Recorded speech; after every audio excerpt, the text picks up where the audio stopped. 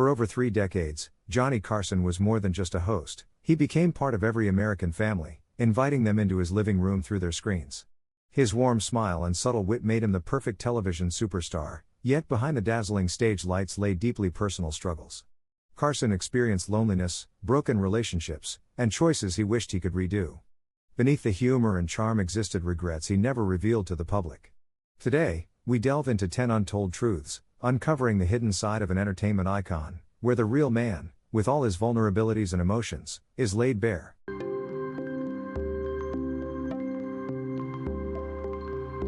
Johnny Carson married Joanna Holland in 1963, at a time when he had already become the iconic host of The Tonight Show. To the public, they seemed like the perfect couple: Carson, the late-night television star with his charming smile and witty humor, and Holland, a woman expected to bring stability to his private life. At first, the marriage seemed harmonious. They lived in Los Angeles, attended events together, and Holland was a dependable emotional support for Carson amidst the constant pressures of his career. However, underlying differences quickly surfaced. Carson, a private man, rarely shared his feelings and maintained distance in personal matters. Holland, on the other hand, expected regular attention and empathy. The pressures of fame, maintaining a perfect public image, and long working hours left them with little time together. Small disagreements escalated into serious conflicts, deepening the emotional distance and widening the gap between them. One crucial mistake was that Carson married without a prenuptial agreement and without legal advice. He later admitted this was a major error. As conflicts became irreconcilable, they divorced in 1972. The settlement required Carson to pay over $20 million, an enormous sum at the time. Yet the greatest loss was not financial, it was the collapse of a family and deep emotional pain. Carson confided to close friends that he felt as though he had lost part of himself and regretted letting pride and rigidity dictate such an important decision. The divorce profoundly affected Carson's approach to relationships. He became more cautious, learning to balance love, emotion, and practicality. When he met Alexis Moss in the 1980s, who would become his final wife, he approached marriage with careful preparation. They openly discussed finances, set legal agreements, and built a partnership based on respect and understanding. Unlike his first marriage, his union with Moss was more stable and allowed Carson to finally find personal balance. Looking back, his relationship with Holland also reflected the immense pressures fame imposes. As a national television icon, every personal action was scrutinized by the public and media. Maintaining a perfect image sometimes made it difficult for Carson to handle private matters naturally. Divorce was not just a financial loss, but a painful lesson in emotional management, legal preparedness, and awareness of risks in marriage. Friends and family noted that after the divorce, Carson became quieter and more introspective. Even simple moments, like walking or casual conversations, were tinged with the experience of marital failure. Carson often expressed that failing to maintain a family, despite talent and fame, was one of the deepest pains of his life. These experiences helped him mature in future relationships, learning to weigh decisions carefully, control emotions, and prepare for important life choices. The story of Carson and Holland stands as a profound example of the value of preparation and understanding in marriage. It emphasizes that, regardless of fame or success, personal life decisions require careful consideration, and emotion alone cannot guide them. Carson paid the price financially and emotionally, but he learned to build a stronger marriage with Alexis Moss. In retrospect, Carson's marriage to Joanna Holland remains a sad but important chapter in his life. It contains valuable lessons on preparation, honesty, emotional management, and facing public pressure. His private life and the regrets from his first marriage show that even timeless icons face personal challenges where emotion, power, and fame collide. This story reminds us that love, marriage, and personal happiness require thoughtfulness, preparation, and mutual understanding, no matter who is at the pinnacle of success.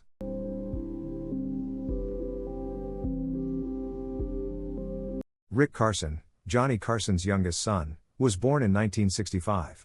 He was a child Johnny loved, yet struggled with connecting deeply. Growing up in the shadow of a famous father, Rick faced increasingly severe mental health challenges. From an early age, he showed signs of depression and anxiety, complicating family life. Johnny, known for his private nature and reserved emotions, did not know how to truly support his son through these mental struggles. Instead, he often kept a distance, providing financial assistance for Rick's medical and educational needs but rarely engaging directly or fully understanding what Rick was going through. The 1980s were tense for both father and son. Johnny was consumed by the demanding schedule of The Tonight Show, dealing with pressures from the media and the public, while Rick battled emotional disorders. Although Johnny tried to help financially, the lack of emotional connection widened the gap between them. Rick often felt lonely and neglected, turning to other coping mechanisms, which were not always properly supported. Tragedy struck in 1991 when Rick was involved in a serious car accident during a short trip. The news shattered Johnny completely. The man who had once appeared so composed and in control on television was utterly helpless in the face of personal loss. In the days following the accident, Johnny fell into a private depression, blaming himself for not being a better father. He confided to close friends that the guilt haunted him daily. He hadn't been there enough for Rick, hadn't understood him, and hadn't supported him the way his son truly needed. Colleagues and close friends recalled that after Rick's death, Johnny's trademark smile seemed to vanish. The man who had brought laughter to millions became quiet and contemplative. He rarely mentioned Rick publicly, but privately, the pain was ever present. In the following months, Johnny often sought solitude, taking long walks or spending extended time at home reflecting on his son, on missed opportunities, and on what he could have done differently. This tragedy also caused Johnny to reevaluate his approach to family relationships. He became more cautious, realizing that no matter how successful his career, moments with his children were invaluable and could not be bought. Johnny once said that if he could turn back time, he would spend more time with Rick, listening, sharing, and being present rather than only sending financial support. This regret stayed with him for the rest of his life, serving as a clear reminder that even the most famous, wealthy, and powerful individuals cannot replace genuine presence in family life. Close friends revealed that after the accident, Johnny spent many years trying to strengthen his relationships with his other children and became more careful about maintaining connection. Rick's death became a painful but invaluable lesson about fatherhood, highlighting how emotional distance and absence can leave lasting consequences. Johnny began participating more actively in family activities, trying to create a close and safe environment for his remaining children as a way to atone and learn from the past. The story of Rick and Johnny Carson is not only a personal tragedy but also reflects a harsh reality in the lives of the famous. Work pressures, constant public attention, and the obsession with perfection sometimes make them miss crucial moments in their private lives. Rick Carson, with his mental struggles and tragic death, serves as a vivid reminder that wealth and fame cannot replace love, attention, and a father's genuine presence. Johnny Carson's life after this loss carried profound lessons. He became more introspective, learning to approach relationships with understanding and care, especially with loved ones. The haunting regret of not being a better father stayed with him until the end. This story reminds audiences that no matter how famous, wealthy, or powerful you are, family and emotional presence in the lives of children are irreplaceable. What Carson experienced is a true testament to the value of companionship, listening, and unconditional love in fatherhood.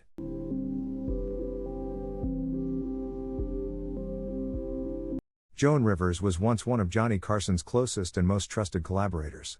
She first appeared on The Tonight Show as a guest and quickly became the ideal substitute whenever Carson was absent. With her sharp wit, humorous style, and candid observations, Rivers won the audience's admiration, not just for her guest hosting appearances, but also for her direct and engaging conversations with Carson. Their relationship was once seen as a symbol of trust and connection in the entertainment industry. However, everything changed when Rivers took on the role of hosting The Late Show on Fox. The news came as a complete surprise to Carson, leaving him feeling betrayed.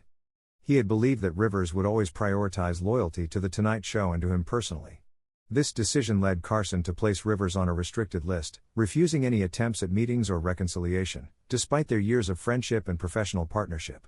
What made it even more painful was that during a very difficult time in Rivers' personal life, when her husband, Edgar Rosenberg, passed away, Carson remained distant, offering no comfort or support. Years later, reflecting on the past, Carson admitted that he had been overly rigid and allowed his pride to influence his reactions. He told close friends that if given another chance, he would act differently, showing Rivers more understanding and empathy.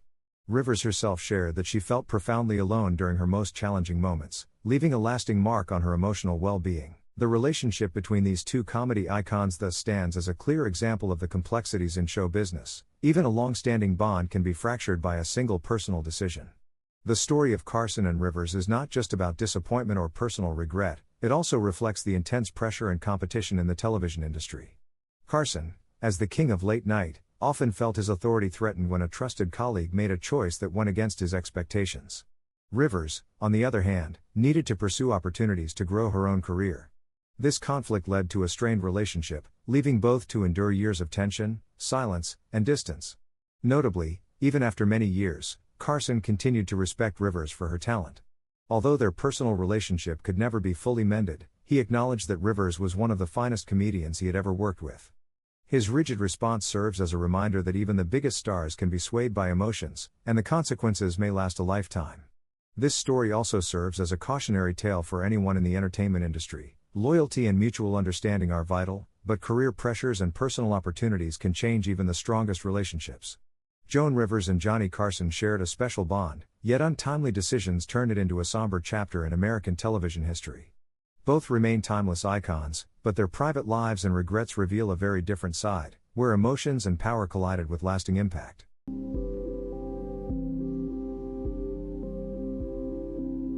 Richard Pryor, considered one of the greatest comedians of the 20th century, possessed extraordinary storytelling skills and a sharp social awareness. Yet few know that his relationship with Johnny Carson, the host of The Tonight Show, was marked by regret and missed opportunities. In the 1970s, when Pryor was at the peak of his career, Carson was cautious about inviting him on the show. Pryor's performances were often vulgar and contained shocking language, which Carson feared could harm the show's national image. As a result, Pryor rarely appeared on The Tonight Show, and interviews were infrequent. While other comedians like Joan Rivers or David Letterman frequently appeared and received Carson's support, Pryor was overlooked. Carson often discussed with his team that he wanted to maintain safety and avoid controversial situations on live television. However, this overcaution caused him to miss working with one of comedy's true geniuses. In later interviews, Carson admitted that not actively supporting Pryor was one of the biggest mistakes of his career. He noted that Pryor had a unique ability to make audiences laugh while also prompting reflection on society, politics, and sensitive issues. Carson regretted letting concerns about image and public reaction dictate his decisions, instead of recognizing the importance of true talent. The story of Carson and Pryor also reflects the conflicts in the entertainment industry at the time. Pryor, with his blunt and sometimes rebellious style, symbolized innovation in comedy, while Carson represented tradition and safety on national television. Their combination could have produced unforgettable moments, but Carson was not ready to take that risk. Consequently, Pryor's appearances were rare, and the potential collaboration went largely untapped. Close colleagues recounted that Carson felt deep regret whenever Pryor was mentioned. He realized too late that Pryor was an unparalleled comedian, capable of pushing boundaries to reach profound meanings.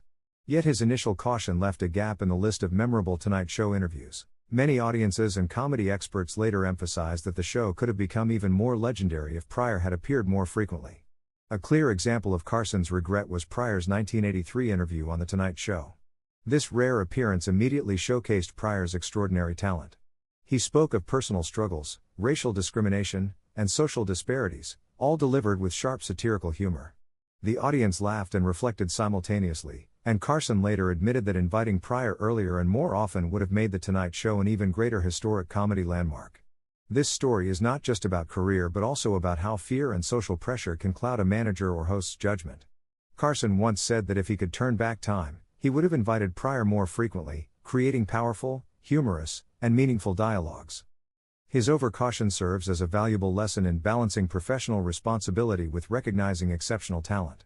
This regret also influenced how Carson approached other comedians later. He became more open to experimentation, willing to feature unique performers even if controversial. Pryor was always respected by Carson, who spoke of him with admiration in later interviews, acknowledging a genius he had failed to fully appreciate at the right time. The story of Johnny Carson and Richard Pryor is not only about comedy or television but also a lesson in recognizing people and opportunities. Even a powerful and successful host like Carson made mistakes by letting personal concerns prevent him from supporting true talent. Pryor, with all his rebellion and originality, demonstrated the power of art, and Carson's regret reminds us that some of life's greatest opportunities come only once and must be seized.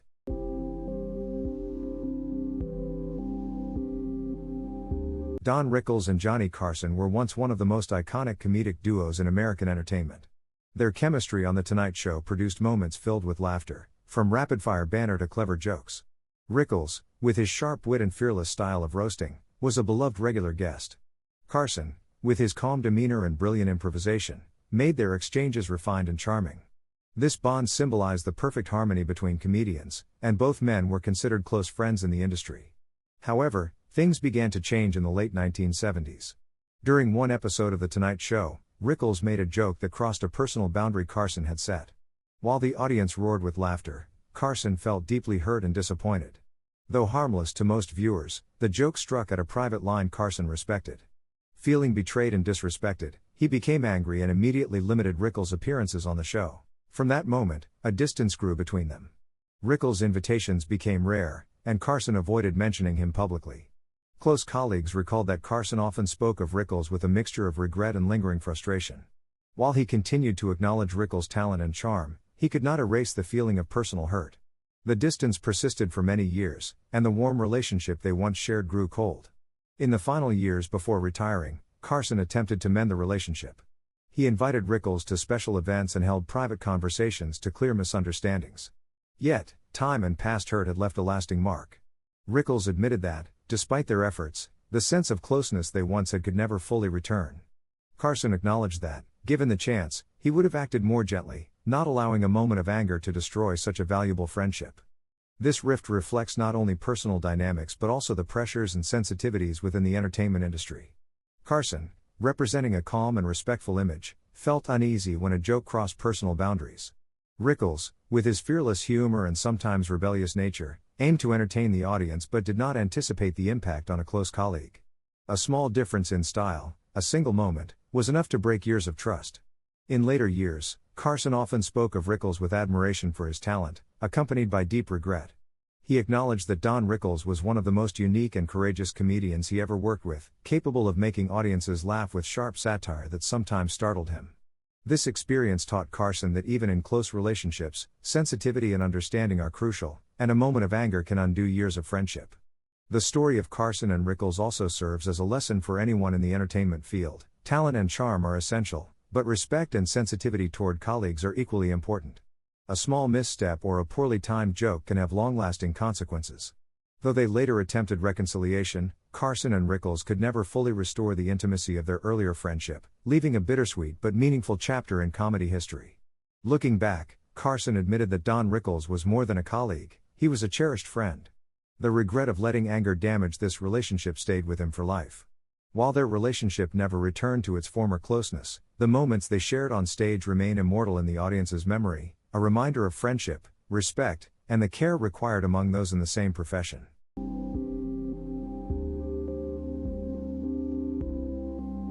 The encounter between Carson and Chevy Chase initially went quite smoothly.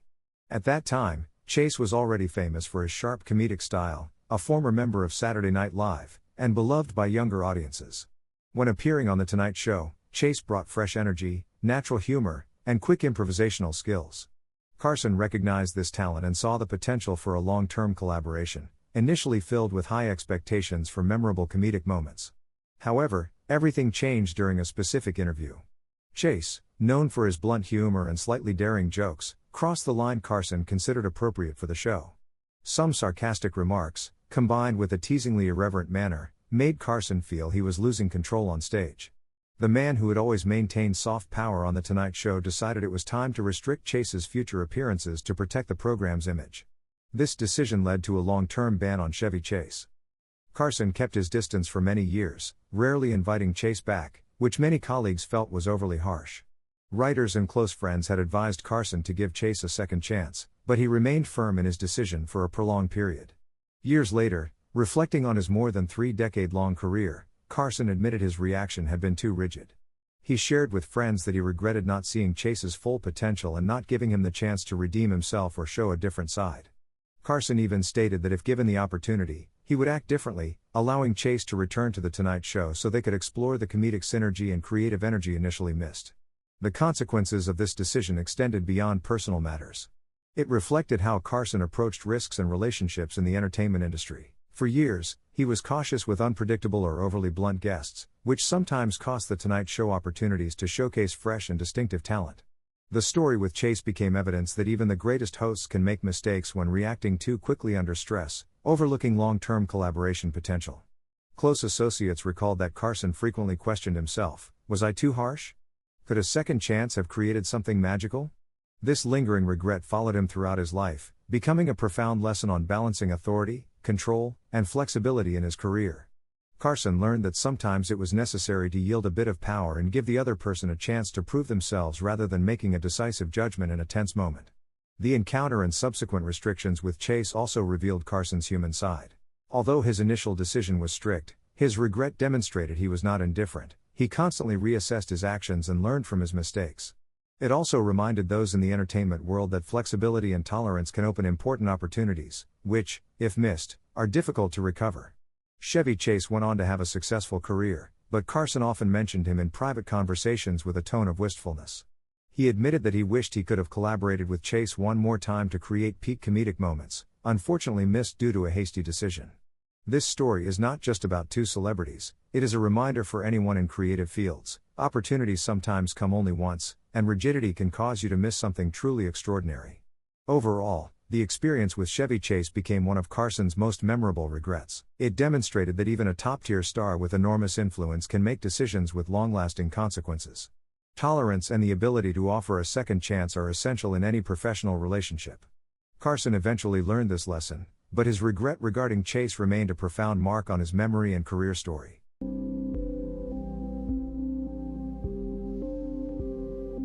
During the 1970s and 1980s, The Tonight Show was almost exclusively a playground for male comedians. Although Joan Rivers stood out with her sharp wit and frequent appearances, most female talents had little chance to showcase their skills. Carson later admitted that he overlooked many promising performers simply because he had not fully recognized the importance of gender diversity in comedy. In 1974 to 1975, when Rivers began regularly substituting for Carson, many young female comedians sought to appear on the show but were passed over. Performers like Elaine Boosler and Lily Tomlin, who had already impressed audiences in other comedy venues, were rarely invited. This lack of representation not only limited their career opportunities but also deprived the show of fresh, diverse content that could engage female audiences. Even with Joan Rivers as a recurring guest, Carson imposed limits. She was often asked to tone down her critiques and avoid overly sharp satire, while male comedians had far more freedom. Rivers frequently felt controlled and unable to fully express her unique style. Carson later acknowledged that his cautious approach stemmed from fear of public and media reaction, but in the long run, it diminished the show's boldness. A clear example occurred between 1977 and 1980, when numerous female comedians began gaining attention on off-Broadway stages and late-night shows, yet The Tonight Show still prioritized familiar male guests. Names like Roseanne Barr and Sandra Bernhard had to wait years for an opportunity to appear. As a result, many female talents sought alternative platforms or developed independently without recognition on a national stage like Tonight Show. This lack of support not only affected their careers but also reinforced gender disparities in comedy. Producers and editors, relying on traditional assumptions, believed male comedians drew more viewers, overlooking the potential of female performers. Carson, despite his influence, later admitted that he trusted these old stereotypes too much, resulting in lost opportunities for women and for the show itself. In reality, the women who did appear proved they could deliver powerful, lasting humor. Joan Rivers, Elaine Boosler, Lily Tomlin, and Roseanne Barr demonstrated that female comedians could be innovative, unique, and beloved by audiences. When performing on platforms like HBO or other late-night shows, they received enthusiastic responses from viewers and critics, highlighting the potential Tonight Show had missed. In the years after retiring, Carson expressed deep regret over not supporting women in comedy more actively. He admitted that if given another chance, he would have expanded the guest list, encouraged female performers to take more risks, and allowed them greater creative freedom. This regret reflected not only personal emotion but a systemic issue. Even those with considerable power in television can unintentionally uphold gender biases, with consequences lasting decades. The story of limited support for women on The Tonight Show serves as a clear example of the long-term impact of choices and authority in entertainment. It reminds audiences that comedy is not only about laughter but also about fairness and opportunity, allowing all talents to shine regardless of gender. Lessons from that era remain relevant today, as many modern programs strive for gender balance, fostering a creative and equitable environment for all performers.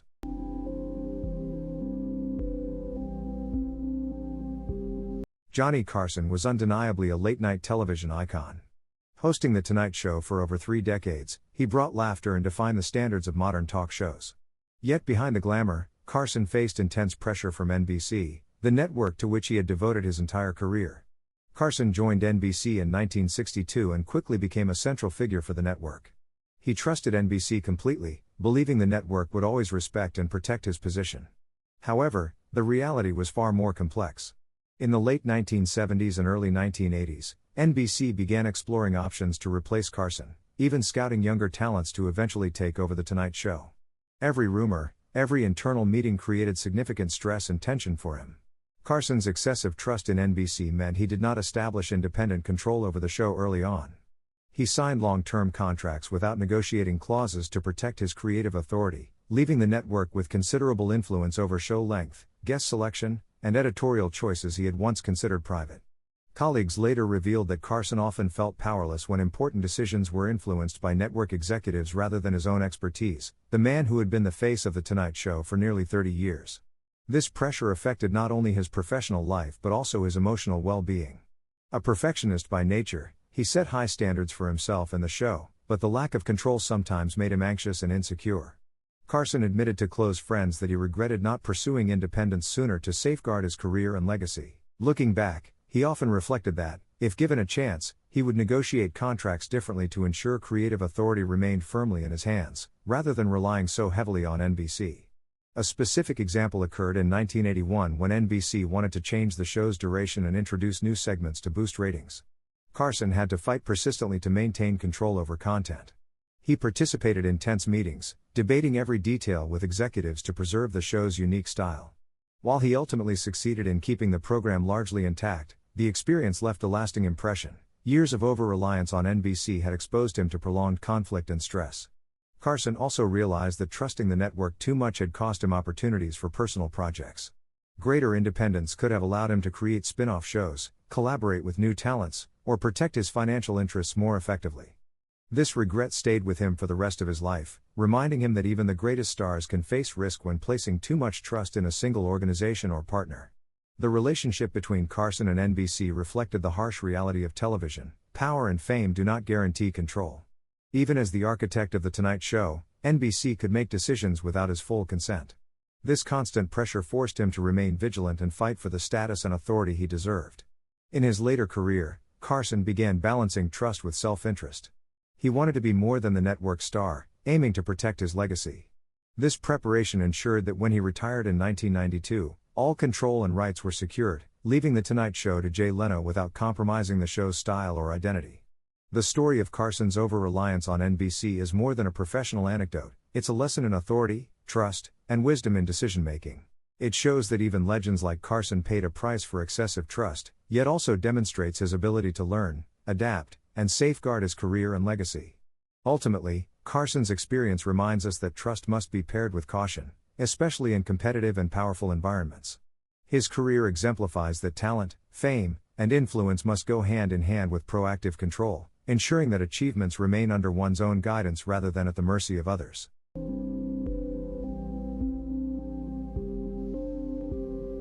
In 1992, when Johnny Carson officially retired after more than 3 decades hosting The Tonight Show, America seemed to pause in front of one of late-night television's greatest icons.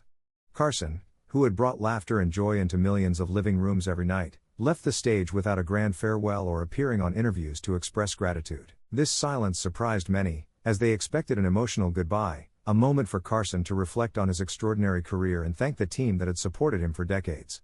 His decision to decline most interviews reflected Carson's private nature, a man who always guarded himself and avoided public spectacle. However, this discretion left a void, a feeling of incompleteness among those who had been by his side throughout his television years. Close colleagues recalled that Carson often expressed feeling exhausted after decades of relentless schedules and public expectations. He wanted to exit quietly, without turning his farewell into a media event. While the reason was understandable, the action left many staff members, from producers to guest performers, disappointed. They had dedicated years to supporting Carson's career yet never received a direct expression of thanks from the man they respected. This feeling of unfinished goodbye lingered not only with his colleagues but also within Carson himself. In the years following his retirement, he admitted to close friends that he sometimes regretted not expressing full gratitude to his team and audience. Quiet conversations and reflective moments alone at home made him realize that, even with a brilliant career and timeless fame, some things are too important to neglect. Heartfelt thanks and genuine connection. The period after leaving The Tonight Show was marked by greater isolation. Carson rarely appeared on television, avoided public events, and kept his private life separate from the spotlight. Yet those close to him noticed a subtle emptiness in his eyes, a lingering sense of loss, as if he was still seeking a proper farewell he never had. Carson himself explained that initially refusing interviews in public thanks was a way to protect himself, but it also created a sense of solitude in life after television. Looking back, This decision reflected the tension between his private nature and the need for connection. He brought joy to millions of viewers, yet never fully conveyed his gratitude to those who made it possible. In subsequent years, Carson spent much time reflecting on relationships with colleagues, the audience, and himself. This isolation served as a reminder of the importance of gratitude and expressing emotions before it is too late. The consequence of an incomplete farewell was not only the disappointment felt by others but also left a mark on Carson's inner life.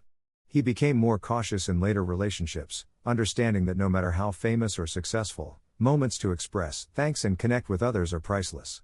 Carson's story demonstrates that silence and self-protection can leave lasting regrets, emphasizing that sincere appreciation is an essential part of any journey. In his later years, Carson remained the king of late night, but to those close to him, he was a thoughtful man, aware of regret and valuing spiritual connections. The story of his unfinished farewell helps fans understand that even those who bring joy to the world have moments of vulnerability and imperfection. It serves as a reminder of the importance of expressing thanks and cherishing those who walk alongside us before opportunities slip away.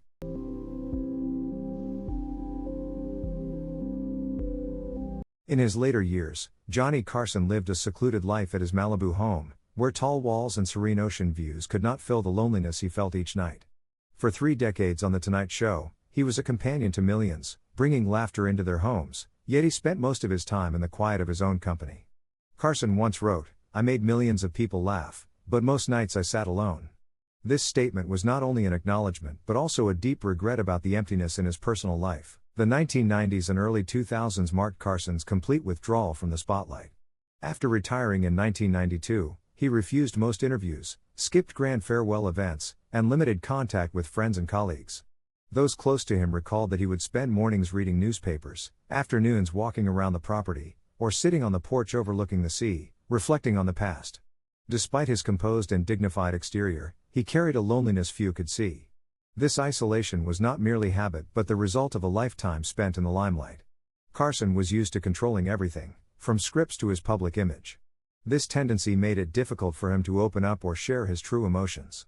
When his marriages and personal relationships faced challenges, he did not seek companionship or support. Instead, he chose solitude, keeping his feelings private, which later became nights spent alone. Colleagues like Ed McMahon revealed that Carson often declined social events, even small gatherings with close friends. He grew tired of attention and public scrutiny and sometimes simply wanted to detach from the outside world. Every evening, instead of conversing or joking, he would spend hours with a cup of coffee, reading, or watching old recordings of himself, as a way to revisit memories and seek comfort. Years later, Carson admitted that spending so much time alone caused him to miss significant moments with family and friends. Afternoons with his children, simple conversations with his spouse, or gatherings with colleagues, all became sources of regret. He once told those close to him, "I spent a lifetime making others laugh, but I forgot how to laugh with them." This reflects the tragic contrast between a radiant public figure and a private man living in solitude. Carson's Malibu home became both a refuge and a reminder of his isolation. He often walked along the beach at dawn, watching the waves and the vast sky, reflecting on past mistakes. During holidays and birthdays, while others gathered, he remained home, maintaining familiar habits. This choice was both self-protective and voluntarily isolating. He knew it, yet he could not change, having grown accustomed to solitude. This loneliness was compounded by personal losses. Carson experienced failed marriages, struggles with his children, and friends moving on. Each event reminded him of the temporary nature of relationships and the importance of presence. However, his refusal to share and the excessive time spent alone deepened these losses, creating an unfillable gap. Another factor was decades-long career pressure. Carson was used to maintaining a perfect image, controlling every joke and every smile, and did not know how to let go or open up once off-screen. His isolation was an inevitable result of a life dominated by responsibility and fame. Upon retirement, he faced an emptiness he had never encountered before. Yet, these solitary years also allowed Carson time to reflect and recognize true values. He learned to appreciate quiet moments and solitary mornings by the sea, yet he realized that presence with loved ones cannot be bought with money or fame. Loneliness made his stage memories more meaningful but also filled with regret for what he could have done differently.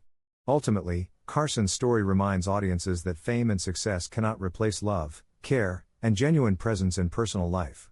He is living proof that even when one can make a nation laugh, human beings still need closeness, sharing, and connection. Johnny Carson's greatest regret was not mistakes on stage, but the nights spent alone, contemplating what he could have done differently. Looking back on his life, Johnny Carson was not only a late-night television legend but also a man with deep regrets and unfinished moments. From complicated relationships with colleagues, impulsive decisions regarding guests, to the loneliness behind the spotlight, it all shows that fame and wealth can never replace genuine love, understanding, and presence in life. These untold stories remind us that even the greatest individuals, those who brought laughter to an entire nation, have moments of vulnerability and make mistakes. Carson's life serves as a lesson in compassion, flexibility, and the importance of relationships, showing that every decision has the potential to leave a positive mark rather than lingering regret.